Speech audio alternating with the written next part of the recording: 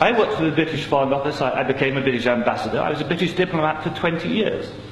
I was always very patriotic to be British. I was very, very proud.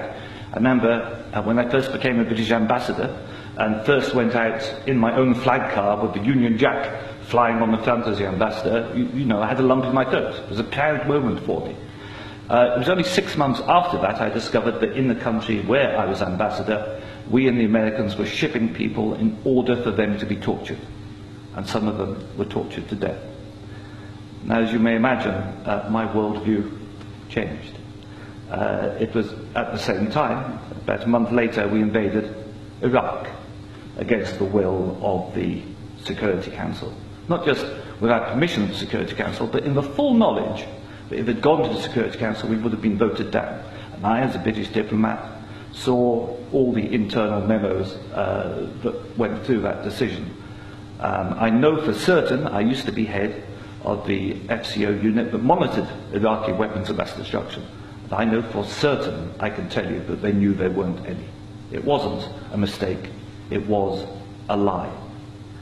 I think it is impossible to be proud of the United Kingdom.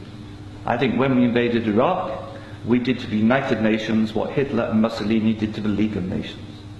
And I think what we've done since, where the truth is often much hidden in the bombing. If you look, Libya, disaster now, we bombed it. We killed 15,000 people when NATO bombed Sirte, something they never told you on the BBC. And did we make it better? No. I saw in Uzbekistan, I saw the gas contract signed by Enron and a company called Unocal, which George Bush Sr. was on the board, to dig out gas pipelines from Uzbekistan and Kazakhstan over Afghanistan down to the Indian Ocean. And that was actually what the Afghan war was about. They'd actually had talks with the Taliban and Unocal to see if the Taliban would provide pipeline security. The person who held those talks was the consultant for Unocal, who was a certain Mr. Karzai, who, after being employed by George Bush Sr. as a consultant, went on to become president of Afghanistan. That was their plan B. The Taliban wouldn't do it, so they invaded. It usually, I've seen it on the inside, it's almost always about control of resources.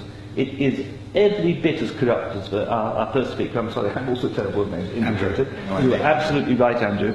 And I can tell you it's not an academic construct. The system stinks.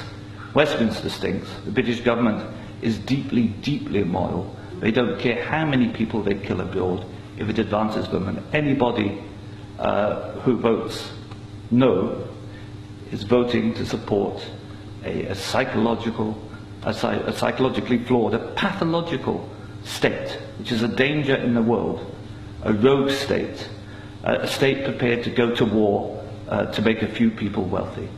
That's why I say it's not possible to be a decent person and vote no, and we shouldn't be ashamed to say that.